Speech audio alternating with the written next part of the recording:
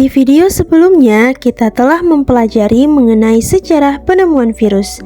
Pada video kali ini, kita akan mempelajari virus secara lebih mendalam, mulai dari karakteristik virus, bentuk-bentuk virus, struktur tubuh virus, dan reproduksi virus. Sebelum kita lanjut, virus itu sebenarnya apa sih? Kata virus sendiri berasal dari bahasa Latin yakni virion atau venom yang berarti racun. Virus adalah agen infeksius non-seluler mikroskopis yang hanya dapat bereplikasi di dalam sel inang. Dari sudut pandang biologis, virus tidak dapat diklasifikasikan sebagai organisme hidup. Kenapa ya? Hal ini karena virus bersifat non-seluler, yang berarti tubuhnya tidak tersusun atas sel.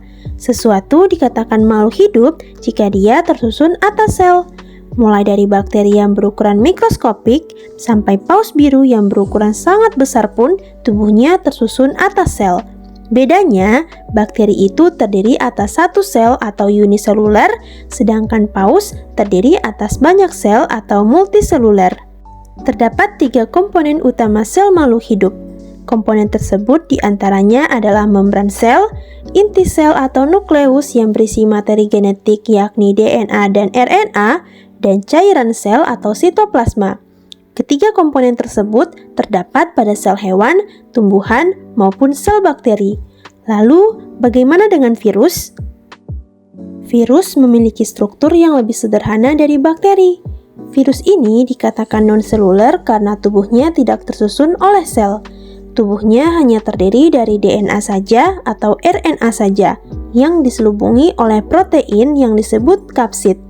Karena tidak memiliki komponen sel yang disebutkan tadi, makanya virus dikatakan sebagai agen non-seluler.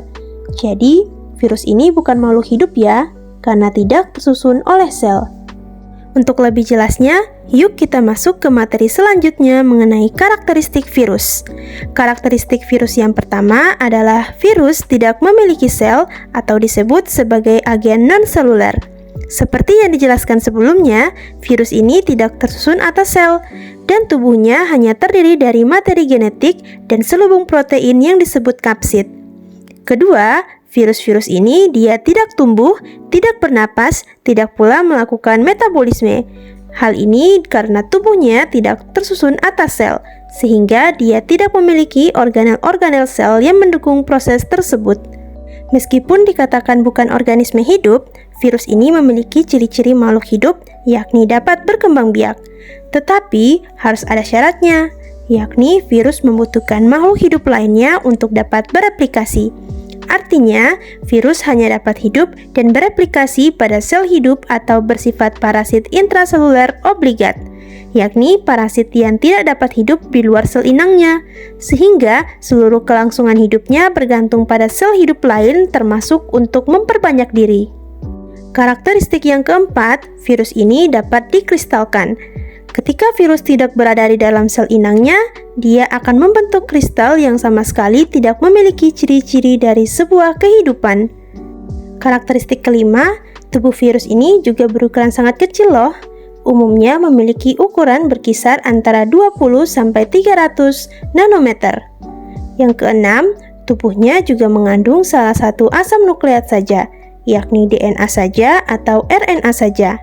Kemudian, nama virus juga tergantung pada asam nukleat yang menyusun genomnya, sehingga terdapat virus DNA dan juga virus RNA. Virus ini dapat menyerang manusia, tumbuhan, maupun hewan termasuk bakteri. Namun, setiap tipe virus hanya dapat menginfeksi jenis atau tipe inang tertentu. Jenis inang yang dapat diinfeksi oleh virus disebut dengan kisaran inang.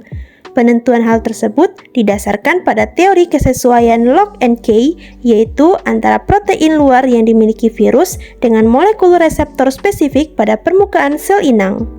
Kespesifikan inang ini disebabkan oleh evolusi sistem pengenalan oleh virus. Beberapa virus memiliki kisaran inang yang luas.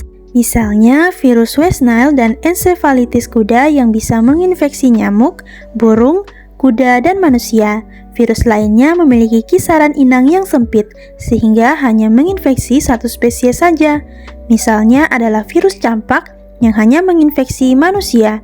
Dan yang terakhir, virus memiliki bentuk yang bervariasi. Apa saja ya bentuk-bentuk virus? Bentuk virus yang pertama adalah oval. Contohnya terdapat pada influenza virus. Bentuk virus yang kedua adalah silindris. Contohnya pada TMV atau tobacco mosaic virus. Dan yang ketiga berbentuk batang dengan ujung oval seperti peluru. Contohnya pada rhabdovirus. Dan bentuk selanjutnya adalah polyhedris. Contohnya pada adenovirus. Dan berbentuk filamen atau benang seperti virus Ebola. Dan yang selanjutnya adalah bentuk yang kompleks, contohnya pada bakteriofag. Sekarang kita sudah tahu mengenai karakteristik dan juga bentuk-bentuk virus. Nah, untuk menguji pemahaman kalian, coba jawab pertanyaan berikut.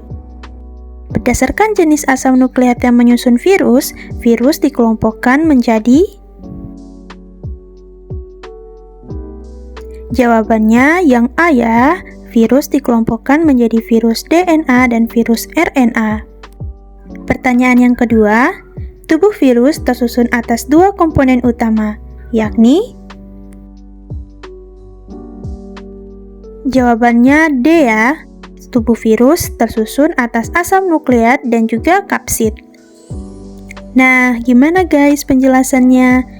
Di video selanjutnya, kita akan mempelajari mengenai struktur tubuh virus. Jangan lupa ditonton ya. Sekian penjelasan kali ini, semoga bermanfaat dan sampai jumpa di video selanjutnya. Terima kasih.